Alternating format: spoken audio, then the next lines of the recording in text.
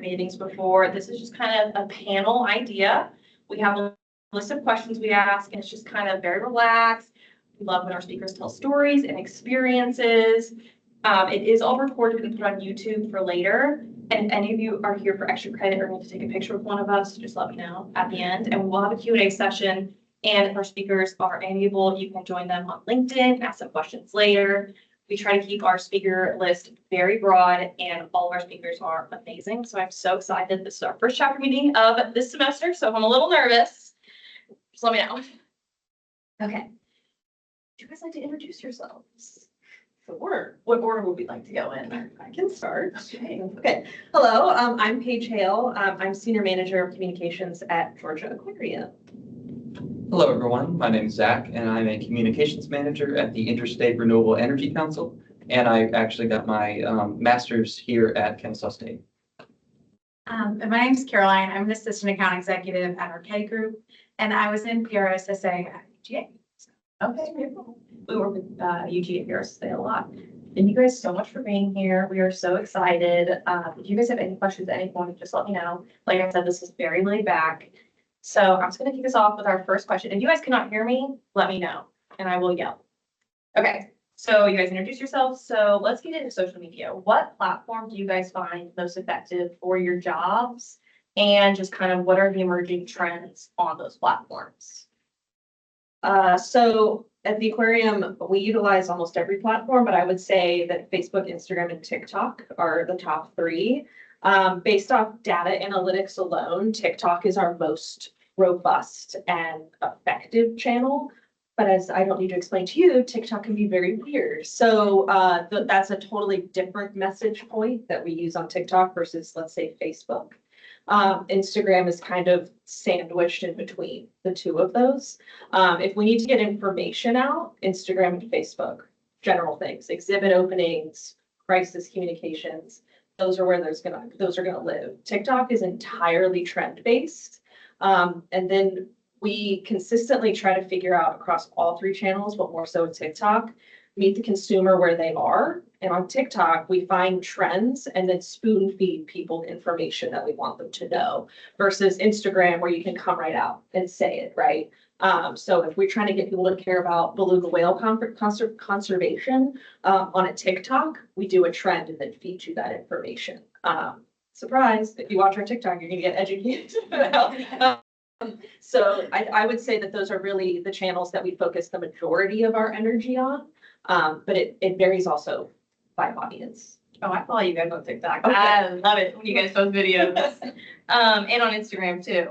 I'm not much of a Facebook person though. Yeah. Is that yeah. Okay, Zach. So I think it really depends on the audience, and this is something you touched on. So right now, I do a lot of outreach to local governments in my job, and not many building officials are spending their daytime on TikTok. So that's not really something we've touched, and for that audience, LinkedIn really is kind of the way to go. At a previous job, I worked for a national park affiliate, so that's where we're really trying to get the word out about a hike we're doing, an educational event we're doing, and that's where like Facebook and Instagram are really useful. So that's really where kind of what you're saying, it's useful to kind of know, okay, who's my audience for this event? Is it, is it parents in my area? Is it local government officials? Is it teenagers? Who is that? And then figure out kind of what's the best route to go from there. I'd have to agree. It really depends on the audience. I work at a B2B marketing agency right now, PR marketing, and doing business to business is so different than business to consumer. I used to work at an agency called C-Spark Go, and it's more lifestyle. So we would really do Instagram and TikTok heavy there. And, a lot of caption works, and like those captions are more like 5 sentences, 5 words max. And then you go to LinkedIn and I'm writing paragraphs and paragraphs, which depends on the audience if that's actually what's useful. But I'd say, honestly, it really depends on the audience. And what I've seen more recently is that video is becoming way more popular in the B2B space now. I think it's been around a long time in the business consumer side, but we're seeing it more and more and trying to incorporate videos on LinkedIn, either if it's LinkedIn Live or something like that, like just finding more ways to reach people because we're finding that video sometimes engages our audiences more. That's so good to know. I also work in B2B sales, so I'm always like looking for tips and tricks because sometimes it's hard to get a hold of those professionals. They're busy. Thank you guys. Okay, so what emerging trends are you seeing across platforms or just specifically in your professional space? Mine's gonna be a little bit different because I work with animals, so mine's not gonna translate to everything, but we're very careful not to anthropomorphize animals, giving them human qualities, giving them, oh, they're happy, sad, X. Okay. So you have to be very careful when you find a trend to not anthropomorphize an animal and give it, right? So we have to kind of take trends and emerging trends and figure out how we can apply them to what we have and what we do. So it's a little different. Definitely agree video is way better than photo. But it's interesting. I just recently went to a conference for influencers, and they did a study that showed that digital influencers are more likely to use a static image on Instagram than a video or a reel because they were seeing higher engagement. And they have Meta there. Meta could not explain why that was. So what we've done is we've done A to B testing to see if photo and video works best on our Instagram. It's hands down a reel, not necessarily an in-feed video, which I find really interesting because Meta is doing so many different things with Instagram that I don't think they've quite found their footing because they're trying to be more like TikTok. And I don't, if anyone on Meta is watching, I don't think it's working. I think that they're trying to compete with this conglomerate of TikTok that is sucking people in. So like I said in my earlier response, we spend a lot of our calories creating TikToks. When we then can take those TikToks because they're shot vertically, we can then convert them and use them on Instagram and use multi-purpose content. So we may shoot 24 hours of footage vertically and then chop it up and make it into a TikTok, into a reel. And that's where we see it going. When we post a video, we've noticed that a long caption is not working anymore. Which is kind of sad, you know, when in the space that I work in, I have to provide a lot of context sometimes. So we've had to learn how to provide that context, whether it's on-screen text on videos, whether it's doing like, I don't particularly like link in bio, but or if it's sending people to another link. So I think it's definitely using the different multimedia forms on the different platforms to create those emerging trends. Absolutely. Yeah, I only use Instagram Reels if my TikTok limit's hit for the day. Just a little switch over. That's the cheat code. Yeah. No, I don't feel so guilty. Okay. Well, what you said about video, that definitely is huge. And it does feel like Facebook and Instagram, if I'm trying to post a not video, they're like, but do you want it to be a reel? Are you sure? I'm like, yes, I'm sure. So that's something that there are some ways around. We use Canva a lot as just to create graphics. It's a really useful tool. And using some of the Canva animations and stuff like that is just a good way to kind of get a visual element, get a kind of a video element without having to like invest the time and energy into creating video content, because that is the thing, as great as video content is, especially if you're a small organization and you're strapped for staff and time, video is always more staff and more time than you think it's going to be. So I think in terms of trends, that's just something we're trying to figure out how to navigate. I'd say, so not in my current position, which is pretty technical, but when I worked at a park, and this is a specific example, but I think it ties into something broader. Especially during the COVID-19 pandemic, what we saw was that parks across the country were just getting loved to death. And so, I mean, people were just swarming in them. In our case, people were like doing photo shoots in endangered species habitat. Just like, no, you can't do that. And so I think there's also something we need to keep in mind when we're filming any content outside, whether it's video, whether it's photography. Are you using that space in a way that's respectful to the natural history, to the cultural history, and making sure that in the structure of the content, you're encouraging people to use that space respectfully as well, or to interact with that historic site, whatever it is, in a respectful and genuine way, as opposed to just something that you can post a beautiful shot and it gets a ton of likes. But that might not necessarily hit the messages you're wanting to hit as well. Something I've been seeing on specifically LinkedIn is not only the company's LinkedIn presence matters, but also a bunch of the executives, like more and more. And my role at Archetti, we've been tapped to do social media for executives. And it's funny because I'm writing it, but I'm trying to channel, if I was an executive at like a broadcasting company and trying to write in their perspective. And it's just interesting because it's becoming more of an expectation to have some more thought leadership on those executive profiles because they're part of the business and what they're posting matters. And just more and more people are asking for that kind of presence because they realize people are listening a lot to the executives just because of how big their pool is of connections. So that's been super interesting to see. I always follow the executives, see what they got going on. How do you handle negative feedback on your social media platforms? Yet again, mine's gonna be a little different. We've done a lot of advocacy work with our fan community so that our negative feedback is not as bad as it used to be. And I could stand up here and talk to you for the next hour about that. So I'm gonna give you like a brief synopsis. So over the last 4 to 5 years, we have spent, and 4 to 5 years is the average to create a more positive feedback. So this is not something that happens overnight. We've spent a lot of time encouraging our community, encouraging our fans to be advocates for our brand. I work in a place with animals. I'm going to shock everyone. Every animal will eventually die, as hard as that is to believe.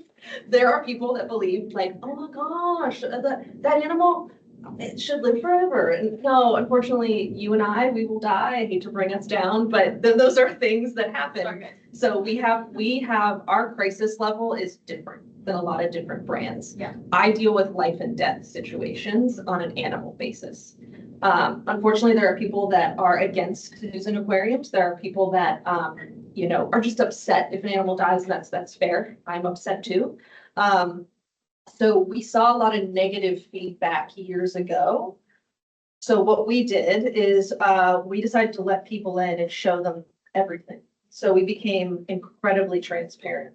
We showed people vet exams. We showed people behind the scenes. We showed people animals receiving different treatments. We were very open. This is something that the zoo and aquarium industry had done a lot of just because there's a lot of nuance there, a lot of context. And it was a huge risk. We were really like, okay, this might go more negative. You have to take the risk. So we were actually surprised to see that people started coming to our defense once we were transparent. So we are now in a position where negative feedback in terms of comments and things like that is few and far between. I'm gonna knock on wood.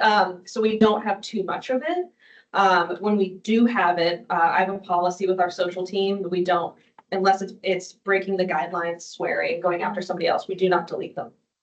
We don't self-censor that way. We are a community where people can know every opinion. But if you're gonna swear or go after somebody, yeah, you're gone. We're gonna delete the video. So we do that, where we go in and if somebody is saying something that is not correct about an animal or something about the aquarium, we'll say, thank you so much for commenting. We would love to correct that. We'd love to talk to you. We can do DMs or we can, depending on the topic, do it in the comments. I'm incredibly fortunate that I don't have to do that a lot because our fans will actually go to our defense when we get negative feedback. That was not always the case. There was a lot of times where we would spend days going through comments and doing just that. We'd love to set the record straight. We'd love to send you more information, yada, yada, yada. It's not like that nearly as much as it is now. And we're also, we're a little bit more selective on the content that we post as well. So if we know something's gonna be incredibly polarizing and there's a lot of stuff happening in the news, well, maybe we'll hold that content, for like a month or two and see, if the temperature has come down, and things like that. But, I think the best thing that I can say about combating negative feedback or preventing it is be as completely honest as you can be. And I mean, that That's is, great advice. yeah, that's the only way to be. When I first started out in public relations, people would always say spin. You're gonna put a spin on it. I absolutely hate that. I hate that because I'm not spinning something that you tell me. I'm being honest.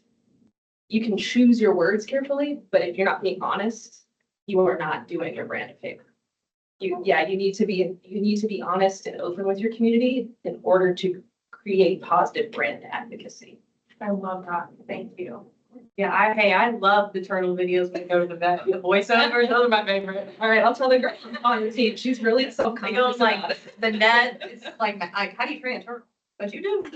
It's like magic. Yeah. Thank you. Zach. It's hard to follow because Yeah. It's the animal thing. It's not me. no, it's great because I think you really covered a really broad swath of stuff that touches, I think, not just on social media, but on PR in general. And that's that one, you need to be honest, and two, stay on message. And both of those are not in conflict with each other. Those two things should be unified. And that's something that's actually important to have the PR person at the table when decisions are being made. Because that's when you can say, like, look, we're not going to spin this. We need to be honest. We need to be transparent. Because generally, if you're not being transparent, it's not often, from the PR perspective, it's not really in your best interest. Something too, and again, not just to social media, but to PR writ large. You are dealing with the public, and there's always some element of lack of control. You can control the amount you don't control. But to some degree, you're going to be dealing with other people who have their own ideas, their own concerns, and their own reactions.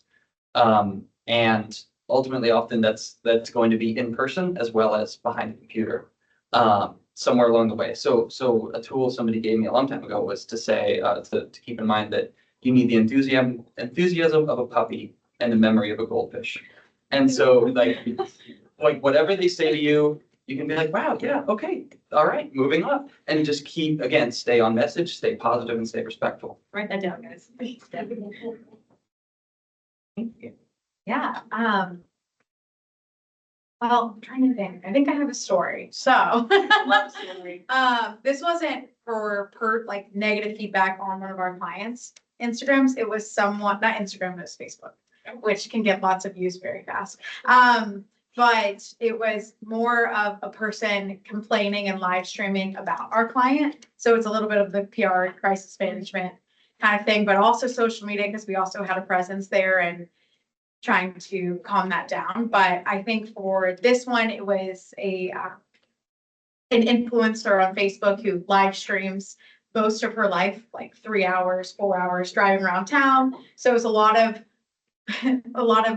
like listening to the videos, trying to catch when she says the name. It was essentially just mad at our company for, not at our company, one of our clients for, not giving them their money for something. And so for that situation, it was us pulling the comments, because there actually is a way to download I didn't know this until you learn new things every day, but there's a way to pull all the comments from like a Facebook video into like an Excel sheet. So it's a lot of going through there, highlighting what's a thread, what's not, because it dealt with a lot of branches, a lot of locations. So we just wanted to keep it contained. Mhm.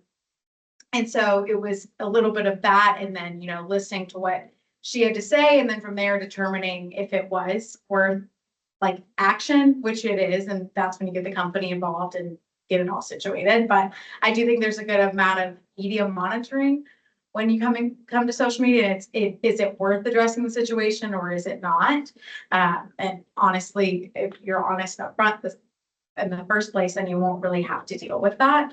But I do think there is a point of a lot of what I do day to day is monitoring the sentiments for the clients that I work on. And if something is of concern, letting the client know that, and like, obviously this one was a concern, so we let them know, but I do think that's an interesting part. It's besides just responding, it's just keeping an eye out on what's worth responding to.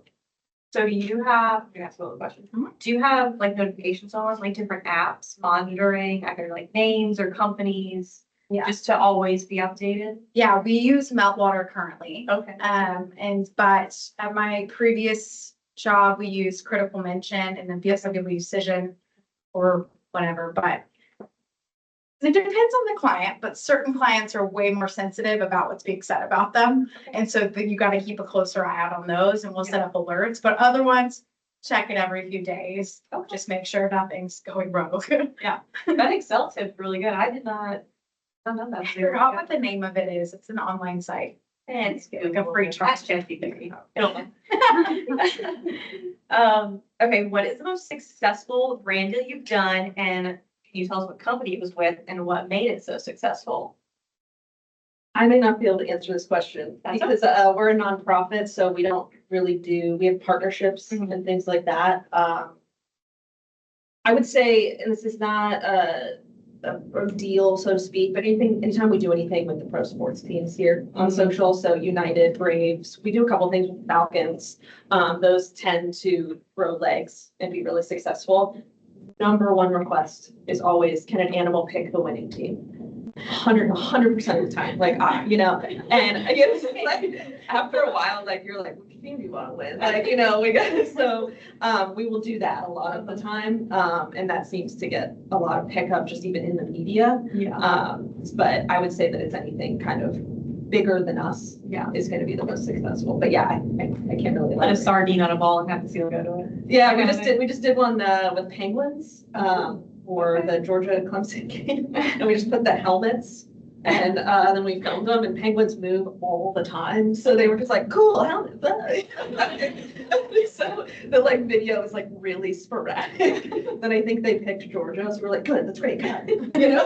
Heading it down. Yeah. No, that's so fun. I love that. And maybe they can pick the Super Bowl champs in Yes. 2025. Yes. We'll be all about that. Okay. Yeah. So we just Hopefully the start- Falcons will be there. Yeah. And So- so. We can make sure. Yeah. Yeah. Just keep it a little bit. Yeah. No one has to know. Well, no one outside this room will ever find out, right, guys? Right. Yes. Perfect. Okay, thank you. Well, similarly, I think I've been on the attraction side more than the brand side, but I think one example, so I mentioned at a park having trouble with people kind of not really knowing what to do, not knowing park etiquette. And so we worked with a number of local influencers to kind of help get the word out on social media. I can't remember if we did TikTok at the time, maybe, but definitely like Twitter, Instagram, Facebook. And something we found that was really interesting, and just a general rule of thumb for influencers, you can get an influencer with like 100,000 followers or whatever.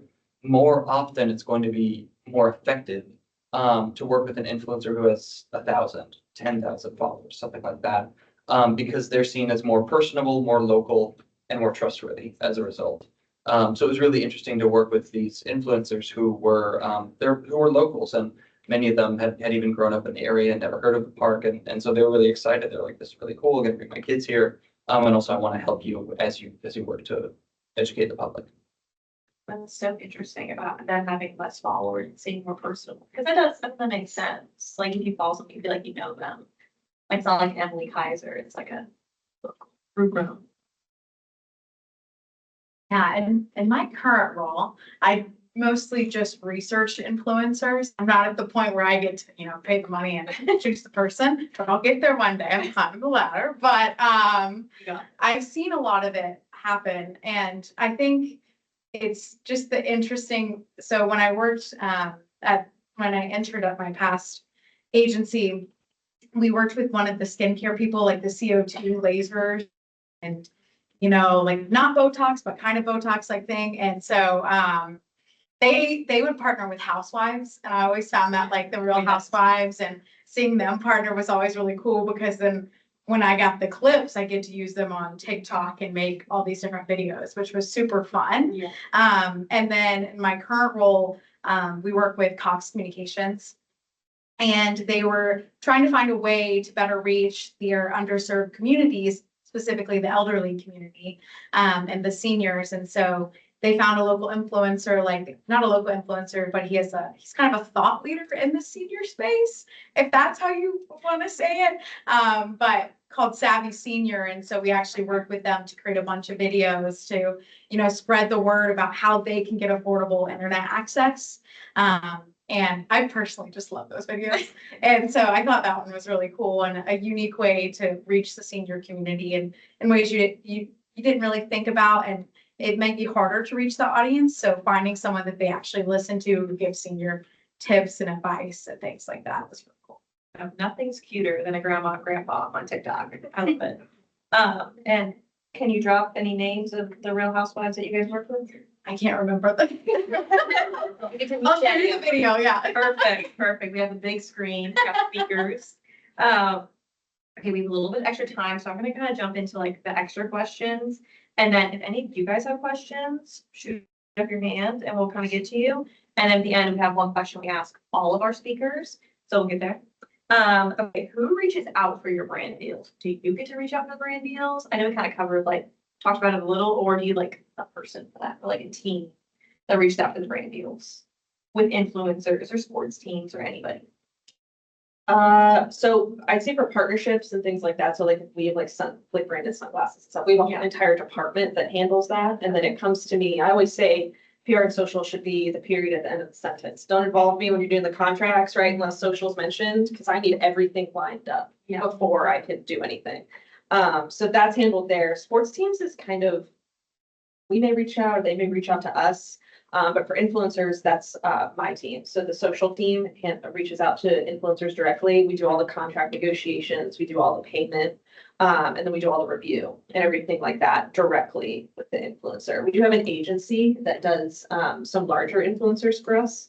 But our influencer program is so kind of wide because we'll do micro and nano influencers all the way to national influencers that we have to break it up in order to get them all in. So Okay, you may not be able to answer this. Who's your favorite sports team to work with here in Atlanta? You can't answer, that's okay. Please. all of them, Right? Hear that, guys? yeah. That's PR right there. Okay, I'll let it slide. So I've always worked for really small organizations. When I was at the park, we had a staff of, I think, 3, including me. And then I got a job replaced with we're larger now, but it had, I think, about 25 people, which just seemed massive by comparison. So when you're working at a small organization like that, you're involved in everything. Yeah. Because you're all things communications and plenty of things that aren't. So yeah, not much to add, but just to say it's exciting and also can be very disorienting sometimes when you're at a small organization like that, but you get a lot of experience. It might not always be the experience you expected to get or that you necessarily wanted to get, but you get it. And then it's also nice to work at a larger organization where you can really specialize and hone in.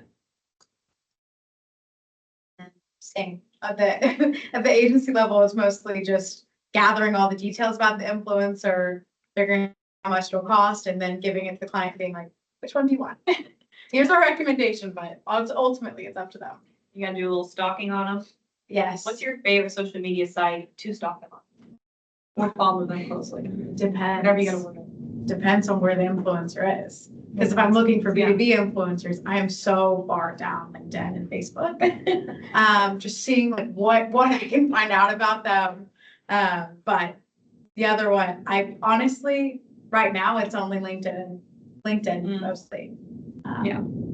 I'd rather be stalking on TikTok, if I'm being honest. But then that might mess up my For You, so I don't really. You gotta be like a work account. Oh, a burger account. Oh, she's okay, and then when faced with low engagement or reach on specific projects, how do you typically address a situation? Like if your content's just not reaching people. If it's kind of, I mean, your content's not gonna be a smash 100% of the time. We look at kind of the median. Is this significantly lower than our average? Is this kind of, or whatever? If it's, may have been an off day, we leave it alone. Let it happen. Just gonna pull my analytics down, but we'll live. If it's significantly lower, and this is more on TikTok, because we'll get views in the millions, and then if I get one in like 40,000, this makes me sound so like, but if I get like 40,000, I know something is wrong. We got shadow banned one time. Oh, the Georgia Aquarium. Yeah. And there was something with the algorithm, I don't know. So we just went in and made a ton of TikToks and posted them to get back in the algorithm. And so we had to kind of rebuild that viewership rate. Yeah. So we look at different things like that. If it's on Instagram and even sometimes in TikTok, we'll look at the content itself and dissect it. So like, what did not work? Yeah. We know for a fact, if we don't show an animal within the first second of a video, you're clicking off of it. Fair enough. So we will make sure, like if we accidentally uploaded a video that shows a human, isn't that bizarre? Okay, so this is like, if we show a video that has a human first, people are like, and I'm out. Like, they're like, I'm not watching it. So we have to put an animal. We can't put an exhibit. It has to be an animal. And sometimes that happens. Nature of storytelling, we have to use something else and we'll see that engagement dip immediately. So then we'll go through and go, okay, next video, it has to have an animal. Length of video, we'll look at the caption. We'll look at, do we make people click more than twice? Link in bio, click there, then they have to click again. Is that, so we will have full-on meetings, like a weekly meeting where we dissect the content and decide what didn't work. And sometimes we don't know So that. fun. What, Probably not, but like, sounds like, I mean, let's have my 2 employees come and they'll tell you for, I don't know, like they haven't told me if they hate it or not. bring them. Yeah, they'll tell you. There are times though that you will dissect it and you have no idea. Okay. So when we have no idea, we just leave it alone and go, all right, let's try something else. We're also unique in that we're not afraid to ostensibly fail. So we don't have any sort of barometer to hit on social. Like we have to get X amount of views on a post. Our leadership is very fluid of like, as long as you're doing things that people are engaging with and people are loving and you're getting the brand out there, try things. So we try things and sometimes they bomb, and then sometimes they go viral. It just really totally depends. It would hurt my feelings if something bombed I posted, It does, Gotta grow tough but skin. yeah, you get over it. Yeah. Yeah, you do. After the first couple, you're like, okay, Yeah. I'll survive. Yeah. Thank you.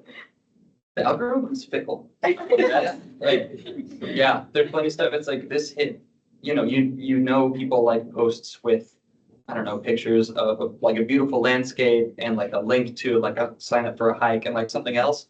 And you do that and it gets like 3 views and you're like, what the heck? Like, wow.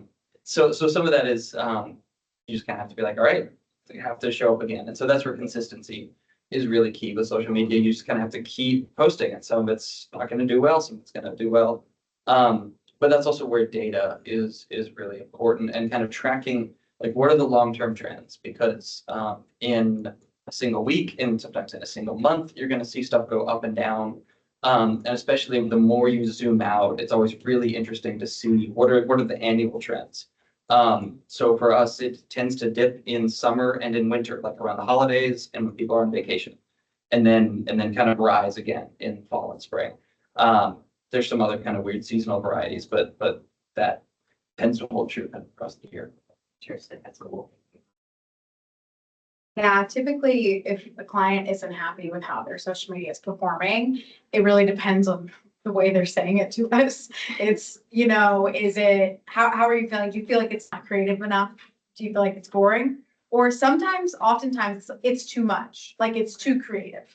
Because when you're working, sometimes it's a little bit harder to get certain B2B companies to like stretch out a little bit or like go beyond just what your product does. Like, let's talk about the larger aspect, or there's this trend going around. Why don't we talk about that? So it's kind of just a balancing act with that. And we'll get together and pull different parts of our agency together. Like we have a in-house studio, so they do graphic design, the video work. So we'll pull someone from there, and then maybe someone who just started to get like their fresh ideas, and then a VP, and kind of just sit down and say, hey, this is what the problem we're having, and what are some ideas that you could think? And just having the mix of opinions really helps to have new ideas and figure out ways to better the engagement. And sometimes it's just, you're just not gonna have great engagement for some things. It's just the flow. It's just how it goes. It ebbs and flows. But yeah. You guys are so good to answer questions. I have one more question for you guys, and then I'm gonna turn it over to you. So get thinking for me, please. What is one piece of advice you would give these emerging PR professionals, or any PR professional emerging into the workforce? Okay, mine's kind of like twofold. I know AI is up and coming and it's here to stay. Learn how to write. Nothing will replace the human brain in a crisis situation. I've been faced with them multiple times in my career. You can't put a loss of life or something massive natural disaster in ChatGPT and get the emotion and the honesty that the human brain can give. I think that AI is great if you're writing, because I write social content all day with my team. It gets exhausting. You get creative fatigue. AI is a great tool to spur that creativity. We use Sprout Social, so we have a thing in there. It's like AI Creative Assist, and it'll take the image or the video and create a caption. And sometimes it is insane. You're like, what did this thing see? That's not what I'm looking at.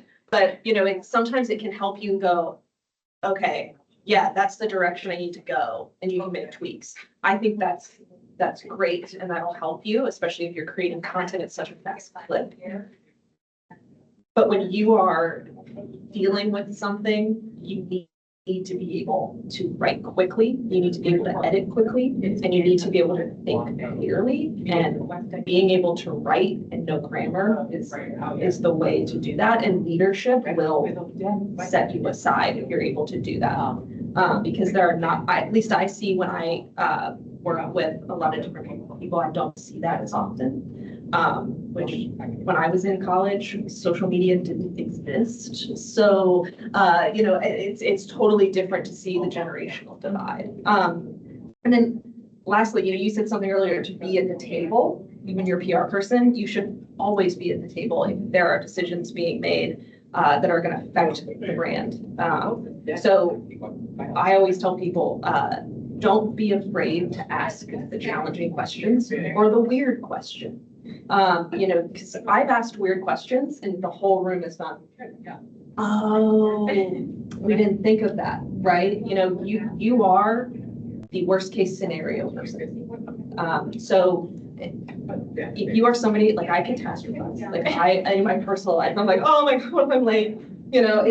That has actually made me a very good PR person because I will think of every worst case scenario and be prepared for them. And you learn that by being at the table with other PR people and hearing how the decisions are made. So even if you're not making the decision, to hear how things are digested and the decisions are made, and be bold, be weird. Because I think PR gets a bad rap for being boring and you're writing press releases. I haven't written a press release in 5 years. Just be bold, come up with different ideas. And if they're not liked at wherever you're working, whatever, maybe that's not the place for you, right? There's plenty of opportunities to be creative. Yeah. What I'm hearing is we all need a touch of anxiety. Yeah, you need And to touch thank of goodness anxiety. there's no press releases. I'm sick of writing those. Thank you.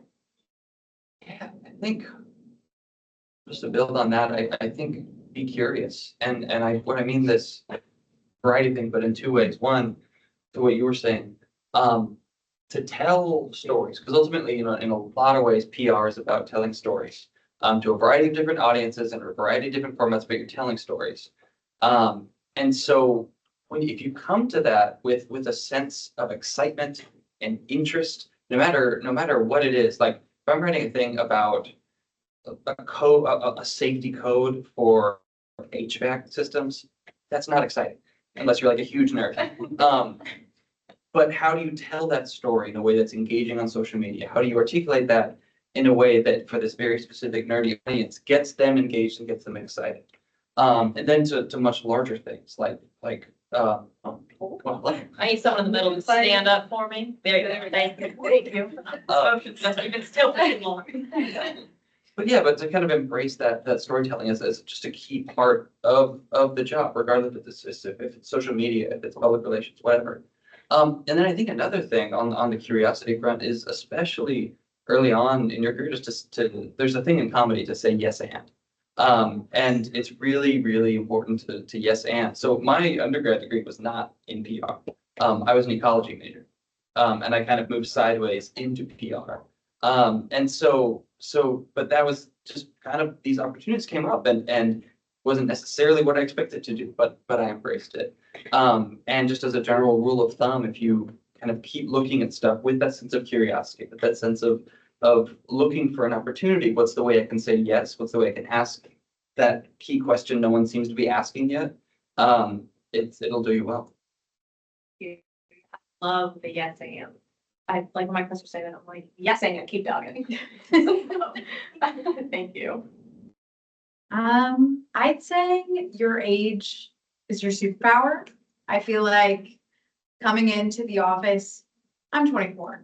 I graduated over 2 years ago. So very new to the career. And I think there's a lot being said about Gen Z in the office and jokes and things. But I think just don't be scared to say what you're thinking or what trends you've been seeing or how you would respond if you read something, because honestly, your perspective at where you are in life is so important. And even just, speaking, personal example, I was talking with my CEO. I work at a smaller company, like 25 people. That's why I regularly talk to the CEO. It's not like that a lot of places, but we were talking about an executive's LinkedIn that we really wanted to do the business for, and they wanted to do 5 posts a week for the executive. I go, well, that seems fake. No one has the time to do that if they're an executive. And I was just saying that kind of as a joke because I like to make people laugh. But then he was like, wait, that's really good. You should say that in the meeting. I was like, oh, okay, yeah, I totally meant to say. So like, don't be afraid to show your knowledge at where you are in your life. And even if maybe you don't think it'll be applicable, something like that, it is. And yeah, just embrace where you are in your life and what perspective that you can bring. Thank you. That is such good advice. I hope we all are able to follow it and become amazing PR professionals. I think we can do it, guys.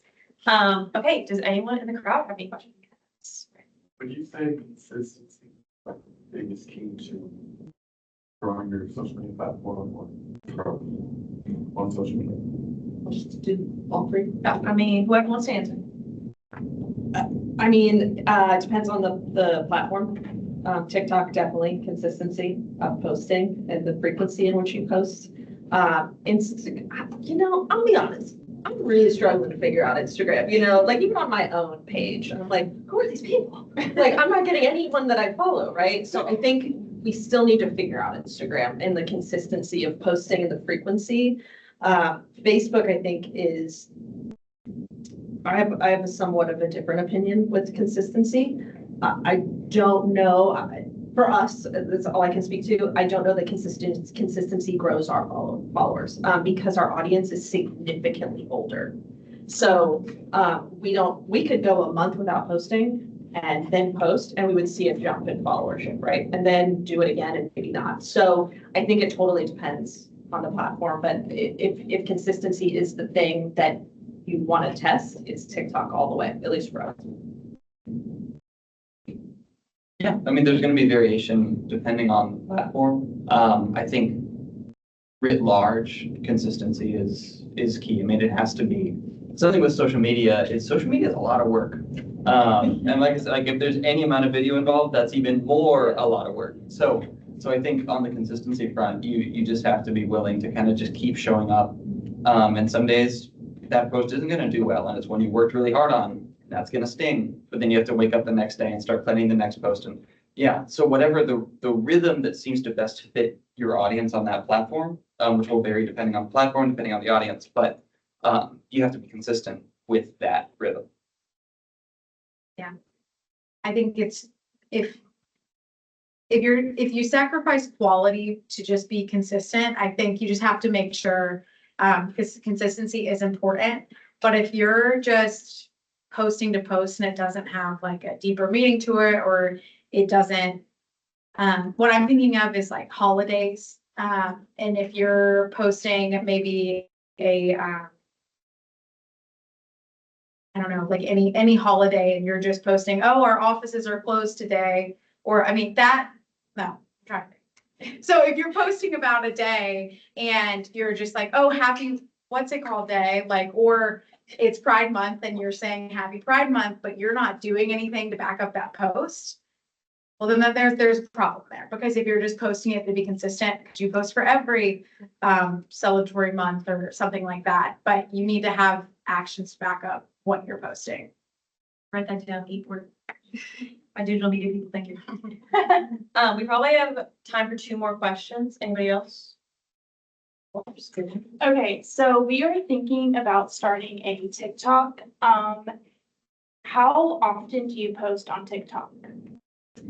So when we first started our TikTok, it was not as frequent as it is today. Okay, So we would try to do once a month because creating TikToks, at least in my space with animals and things, it's very time consuming. Yeah. Even if they're like 30 seconds. So that's how we started. We have gradually moved up to once or twice a week. The Okay. goal for us is to post like every other day. But that's gonna be a slow roll for us. Okay. So my suggestion is at least getting to once a month and looking at what the data is telling you. If you're getting nothing, bump it up immediately. If okay, you're getting, solid engagement for whatever that barometer is for you, keep doing that, because to everyone's point earlier, you don't want to put a TikTok up that's not your best work, yes. because the algorithm will punish you. Okay. And that's something to remember too. TikTok, if your TikToks are not within the same aesthetic that you have been routinely posting, TikTok will hide them on people's For You page. So you have to make sure that everything is aesthetically kind of within the same vein. Okay, That may, and I'm speaking from us where we've had a TikTok for 4 years, Yeah. but that may not happen for you at the beginning. That may be something that happens further down the line. okay, But yeah, and I am shocked by TikTok. One video will skyrocket your followers too. Like that, I've not seen growth on a social platform unlike TikTok, at least for us. I mean, we had one video go up that was like 40 million views and we jumped almost 1 million followers. Like, and I've heard from influencers stuff the same thing. I can't compete on Instagram wise, but I'm like, what? Put something weird up. Let's see if we can get 1 million more followers. Let's see, right? And yeah. So yeah, just try. Try. Some of them are not going to be great. We've posted stuff like, do you guys remember the Shrek one? Where the Shrek was like in the bodysuit and it was like dancing. Do you know what I'm talking about? Yes. I made the aquarium and put it up and I was like, yeah, this would be great. People were like, are you okay? Like Georgia Aquarium, is your social team okay? And I was like, great, it's not awesome. And then the next video hit, right? So it really is a step ladder to what you want. okay. Because I did some homework over the summer of like different colleges with their PRSSA, and I've noticed like they all have a TikTok. I'm like, should we start one? Yeah. And We talked about it. You should at the very least park the handle. Okay, So if you're not gonna post a TikTok right away, go in and grab the handle. okay, Because I see a lot of shadow accounts for other brands, Mhm. even for us. Grab the handle. That's what I tell my colleagues in the zoo and aquarium industry, grab the handle as quickly as possible. okay. Yeah. Good to know. Thank you. Yeah. Thank you. We've been discussing it, but we've been like, do we get the time for this? Do it. I'll support it. Yeah. Hey, do we get called Georgia Aquarium? I made it in life. I'll follow you guys back, but I have a goal this year. I gotta get to like 3 million followers. So everyone in the room, go follow. We'll get the QR code out. Send out our weekly email. Yes. Thank you. I don't have much experience with TikTok, so just to say, storytelling wise, you gotta keep that in mind. Yeah. Just from being a TikTok viewer, the best TikToks always tell, it feels like a mini story within, Yes. you know, however many seconds. Okay. Thank you. It'll work with it. But personally, I don't post much. I'm a reposter. Yeah. Like a good book talk one, I'll repost. Poor Vivian follows me on there. She'll like every once in a while, I'm like, I've made it, guys. Okay, one more. Oh, battle it out, ladies. You go ahead. Okay, so how do you bounce back from campaigns that have gone sideways or like not the way that you expected it to go? I think to the earlier thing I said is we dissect it and we go, what went wrong and try to figure out what we can do better next time. The second part of that is we don't just post content to post content after the campaign or whatever has not done what we wanted to. We take a very strategic approach and look at like, what is gonna have the most impact, and see if that can alleviate some of that, because then your engagement has dipped, right? It's a numbers game. So we will try at the very least to get better engagement or better comments, whatever, by posting something that might be more resonating after the failed one. But that's not always the case. Sometimes you have to post something, you know, negative news, or you're like, oh my gosh, you have to post something where people are like, you have to post, it's in the contract, and you're like, oh, but it's gonna hurt. It's gonna hurt my analytics. You know, like sometimes you are at the mercy, right? And so you then have to look at that and go, okay, I know why that didn't work. Well, let me post my weird Shrek TikTok, right? And see if that'll change the analytics, right? And then it's yet again a step ladder of getting back to where you need to be. Yeah, it's always like 2 steps forward, 1 step back. And social media, it's like never linear, which is so annoying to me. But yeah, and I think that's also where it's important to keep in mind your strategy. And I don't think we've talked a ton about strategy in this session, but you sort of always want to know, like, okay, what's my goal with this post? Is sometimes it's like, I want people to sign up for a webinar. That's your goal. Sometimes it's much broader. It's like, I want to inform people about the need to conserve the entire ocean. That's like a much broader topic that's going to take a long time to do. So at these kind of different levels, those different kind of strategies, those different level of goals, you're going to have different kinds of posts and different numbers of posts. But when you're thinking in terms of a long-term strategy, that can help you kind of bounce back from those. Be like, okay, well, this tactic didn't work. The strategy is staying the same. We still have this kind of overall goal. So how do we kind of retool this tactic, this message, whatever it is, this image, and then put that back out there? You took the words out of my mouth because I was thinking about like strategy, and whenever we do public relations campaign or we have a PR plan or social media plan, we'll always put like the objectives at the front and the KPIs we're trying to meet. And the good thing about that is though, if you're able to meet 2 of them and maybe you're just lacking on the third, you can say, okay, well, we did this. We see where we need to grow and improve for the third one. And it kind of provides a balance if you have those clear strategies and the clear objectives you have in mind. So then you know how to improve moving forward. And so even though it's a setback, it's really helping you go forward, and you can vocalize that. It's pretty, you could definitely do that. And yeah, so I'd say have clear objectives and what you're trying to get out of it. And that way you can better leverage what doesn't work to how you can make it work in the future or change it to work. Thank you. Thank you, thank you, thank you. We're gonna do our Q&A session now, or I guess we already did our Q&A session, our little socialization time. If you guys would get up, come talk to them, trade LinkedIn's, talk amongst each other. I love that. I do have a little gift for you guys. Give me 1 second.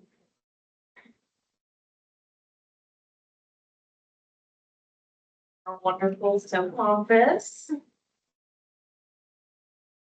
Now it's actually in order. Just like read the future. Oh my God, thank you. You guys look it perfectly. There you go. And there you go. Thank you guys so much for being our first speakers of this semester. And I hope all of you guys come back and see us next time. I will put up our schedule and have it cycle through. If I can figure out how to shuffle it. Okay, there we go. Okay, so it should go through. Does anyone have any questions for me or just overall questions? So yeah, get up, talk amongst each other, talk to our wonderful speakers, or you're free to go. Run by me. Dear friend. Me too. And talk to you. I really are good with that.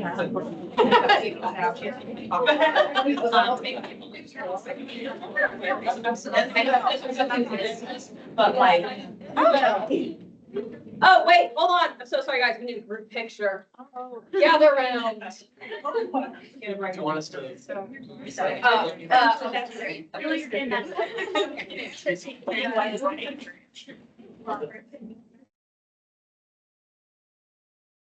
Sorry, guys, forgot. Oh,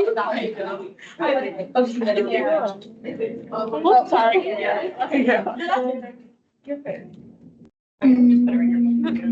Just mush in the front, act like you like each other. Let me put the screen back up. Yeah. And have our speakers in the front. No way.